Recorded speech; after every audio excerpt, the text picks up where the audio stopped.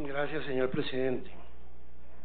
Muchas gracias, señora viceministra, por atender esta citación de la Comisión Sexta. Es necesario agregar a lo que ya han señalado los honorables senadores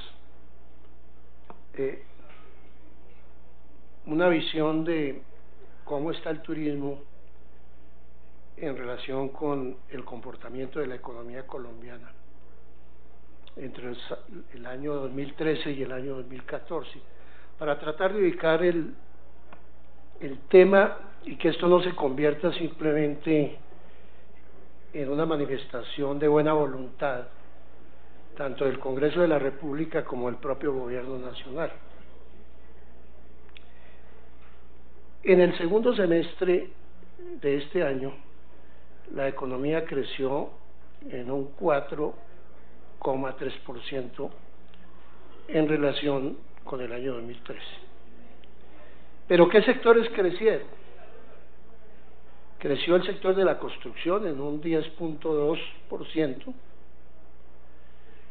creció el sector financiero en un 6,1%, todo lo que son seguros, servicios financieros, inmobiliarios, y la industria tuvo un pequeño retroceso originado en temas de competitividad, en relación sobre todo con la puesta en funcionamiento de los TLCs.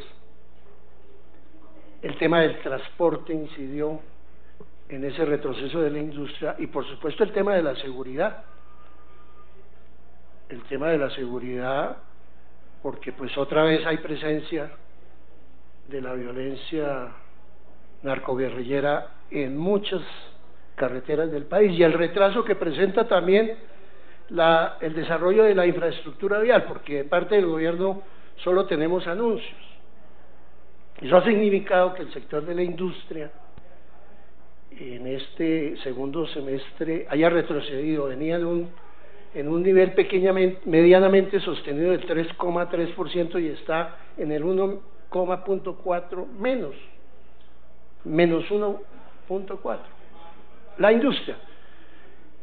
En ese contexto de la industria, pues tradicionalmente se ubica el tema del turismo, que es lo que mencionaba el senador Pedraza de la industria sin chimeneas.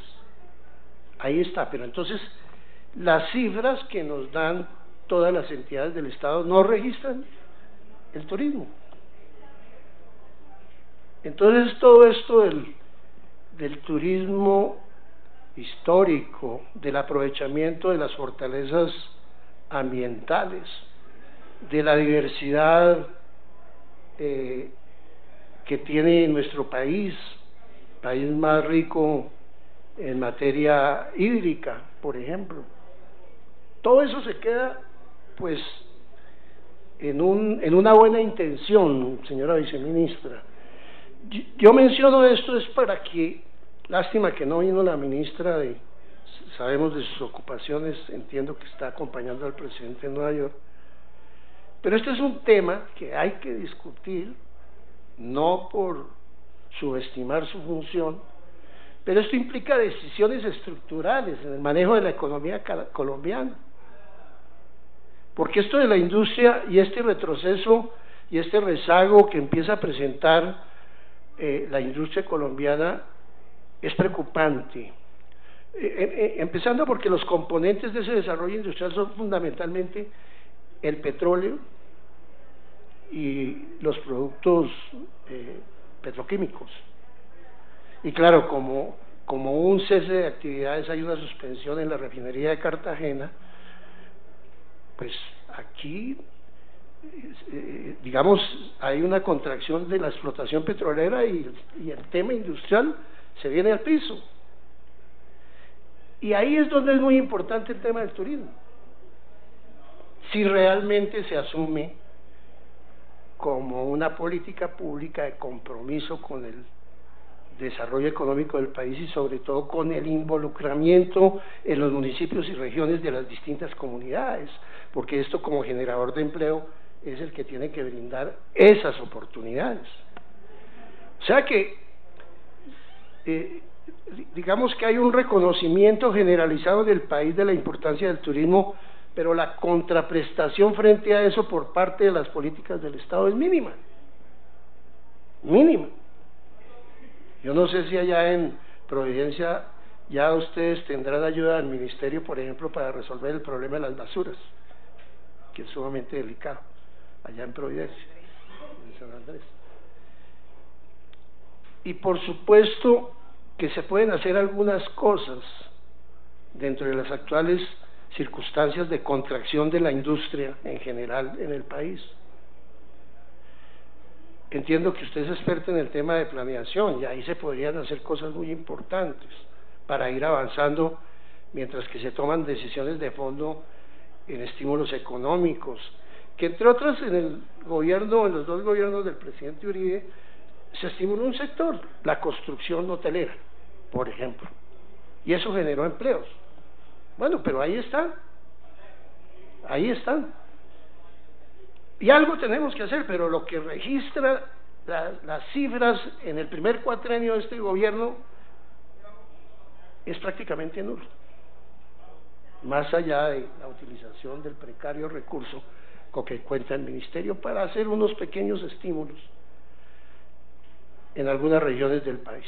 Entonces, en ese contexto, por ejemplo, el impulso de una política de planes de desarrollo municipal y regional de turismo, que implica, digamos, unas concertaciones con los gobernantes municipales y los gobernantes departamentales. Yo les doy el ejemplo, en la región central del país, el caso de Boyacá, Cundinamarca, Meta, Tolima, todos han definido en sus planes de desarrollo la variable clave.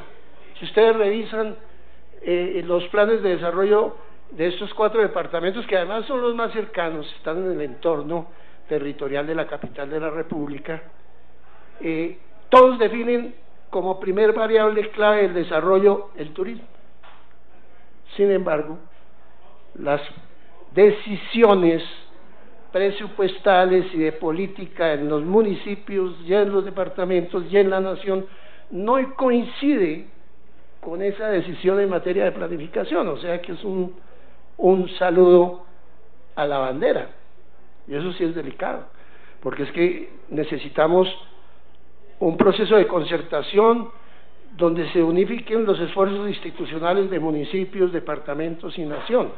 Yo le sugiero eso, señora viceministra, porque ante la falta de recursos, pues bueno, hay que hacer un esfuerzo, y yo supongo que usted lo tendrá planteado seguramente dentro de sus propósitos para ejecutar desde el viceministerio, pero eso implica, digamos, explorar territorialmente cuáles son las fortalezas, por ejemplo en materia financiera, porque una de las dificultades que tiene el turismo son fuentes de financiación. Bueno, ¿qué cosas podemos hacer en el nivel territorial para encontrar esas nuevas fuentes de financiación? Yo le cuento una, señora viceministra, usted es muy joven, yo ya le triplico la edad seguramente, y por eso uno tiene que contar historias útiles, historias exitosas en materia de turismo, porque los municipios están llenos de potencialidades para explotarlos desde el punto de vista también del recurso, de la búsqueda del recurso. Y es el caso, para el año 90 se había cerrado la Catedral de Sal de Zipaquirá. Era una maravilla del mundo, que además se construyó por iniciativa de los propios trabajadores de las sales, y detrás de eso hay toda una historia que llega desde la época de la colonia y la razón por la cual Bogotá está donde está, y en fin. Pero no le voy a echar ese cuento, señora ministra, porque la cansaría, aunque hace parte del turismo histórico. Pero se decidió construir una segunda catedral porque la primera se había construido a ras de tierra y la dañó la filtración de agua. Tomamos la decisión de construir una catedral a 180 metros bajo tierra y se puso en funcionamiento en diciembre del año 1995. Y desde el año 53 que se había construido la primera catedral no se cobraba, cuando en cualquier parte del mundo cobran por mirar cualquier cosa. Un amigo una vez iba por París y le echó un piropo a una muchacha francesa y ella se le devolvió y le dijo: tiene que pagar una tarifa. Aquí en París se paga todo, una tarifa de turismo por echar piropos.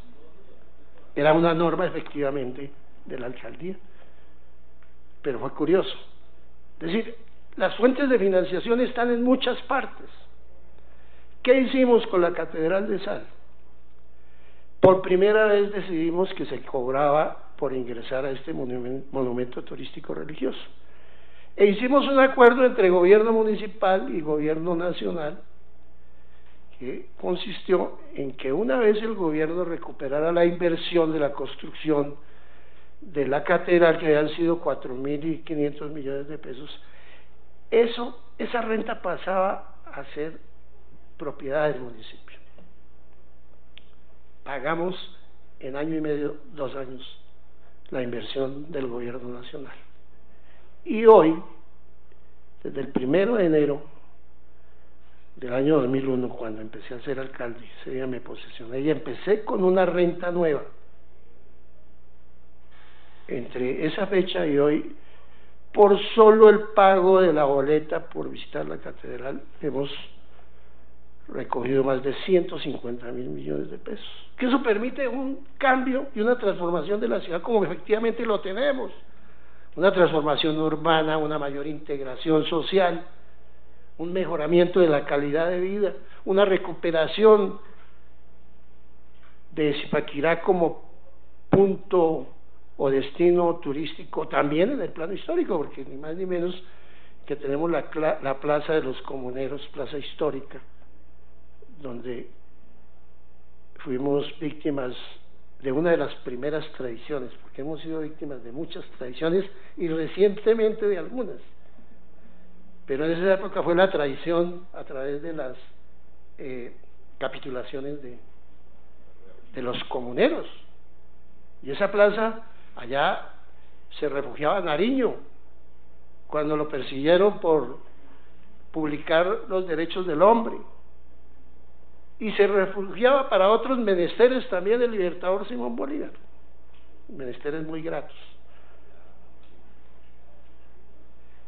Y digamos, nuestros municipios en Boyacá, Cundinamarca, Tolima y Meta, es decir, la región central del país, amén del resto del país, está lleno de ese tipo de sitios históricos que hay que saber explotar. Muchas veces entonces no se necesita el dinero, pues sí, es necesario, sobre todo desde el punto de vista estructural de la economía, de lo que está pasando con la economía y la necesidad de hacer replanteamientos de fondo en el desarrollo industrial del país, entre ellos el tema del turismo. Le dejo eso, señora ministra, con preocupaciones adicionales que ya mencioné: el tema de la reaparición de la inseguridad en las carreteras, que eso afecta también, el tema del turismo sexual en algunas ciudades del país. Ciudades como Cartagena tienen una situación sumamente grave en este aspecto, el tema del involucramiento de las comunidades de los sitios turísticos. Cartagena, eso no es muy claro, y cada vez la brecha es mucho más grande entre la ciudad turística y la ciudadanía que vive, la gran parte de la ciudadanía que vive en Cartagena. Eso es sumamente grave, porque se ahonda la desigualdad, se ahonda la pobreza y la diferencia enorme entre la riqueza y la pobreza. De tal manera que sí estamos ante una oportunidad, señora viceministra, ahí la estaremos acompañando en ese esfuerzo. Ojalá dentro de las prioridades que se decidan en este tema se le dé un amplio respaldo a una gran política, una política estructural, estratégica en materia de turismo. Muchas gracias.